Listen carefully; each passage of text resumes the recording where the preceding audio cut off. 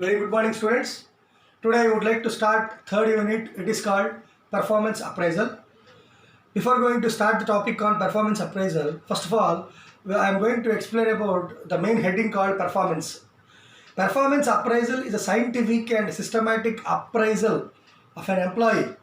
What is meant by this scientific and systematic appraisal means it is nothing but systematic evaluation of skills, knowledge, efforts, expertise contributed by the employee to the organization that should be meticulously evaluated by the immediate superior. What is the need and importance of this performance appraisal?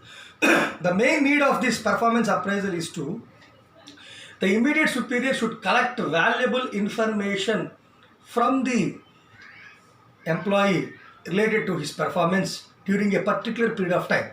Say, the performance evaluation calculation can be differ from company to company. Some companies will take quarterly performance evaluation, some companies will take half yearly performance evaluation, some companies will take annual performance evaluation.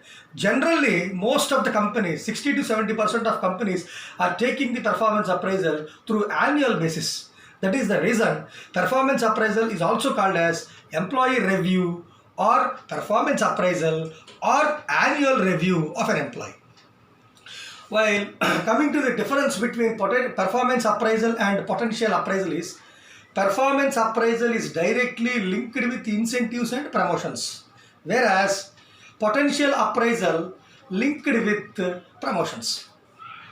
Once again I am telling to you, performance appraisal is directly linked to incentives and commission and bonus, whereas potential appraisal linked directly to promotions. By this we can clearly understand the difference between performance appraisal and potential appraisal. In this performance appraisal, the employee character, the employee perception cannot be taken into consideration. Just the intention behind performance evaluation is the immediate superior is going to collect the maximum important information relating to the performance of an employee and put forth before the employee. Then he can take the performance evaluation sheet and he can introspect himself and refine himself for better performance in future. That is the basic introduction of performance appraisal. And what is the need of this performance appraisal? This performance appraisal need is the employee will get valuable feedback from the immediate superior. He is going to change his character, he is going to change his attitude, his performance. Wherever the employee was lagging behind, then he can immediately modify with the help of this performance evaluation. Performance evaluation will be very much useful for promotion, demotion or transfer. Anything can apply depending upon his performance levels.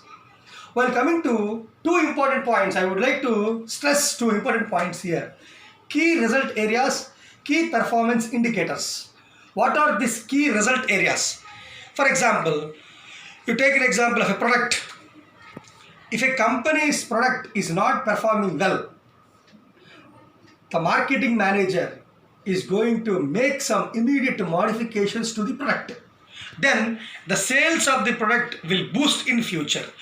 That means the product improvements responsibility, the product profitability responsibility was totally on the shoulder of the concerned manager of the department, so-called marketing manager. That is the responsibility of the concerned manager. That means likewise, if an employee performance is not well in a particular department, it is the responsibility of the concerned immediate superior to look after his performance lagging. That is the key result area. That means key result area is the keen responsibility of the concerned department.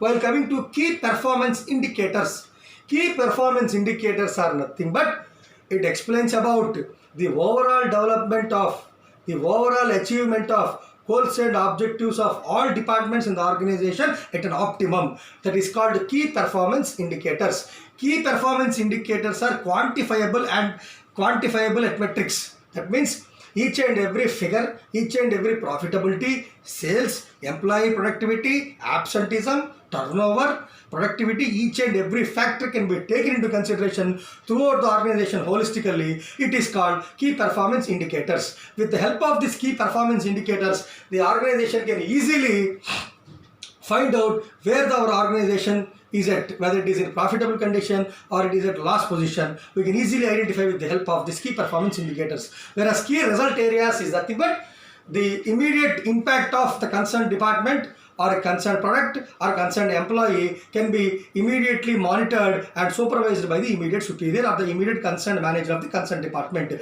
That is the difference between key performance areas and key performance indicators. While coming to, as I said earlier, that performance appraisal is not merely a tool to judge the employee at initial levels. The immediate manager has to motivate the concerned immediate employee, and he has to adjust his character to the concerned working condition, and he has to find out the innate potentiality of the concerned employee, and it has to tap the potentiality to the surface. That is the main objective of performance appraisal. While coming to the trends of performance appraisal, the trends of performance appraisal may differ from company to company and country to country and to sector to sector. You take an example, the trend of performance appraisal differ from software sector to industrial sector to retail sector to manufacturing sector. Likewise, the performing trends will differ from company to company, sector to sector. Tomorrow, I will explain about the traditional and modern techniques of performance appraisal. Thank you.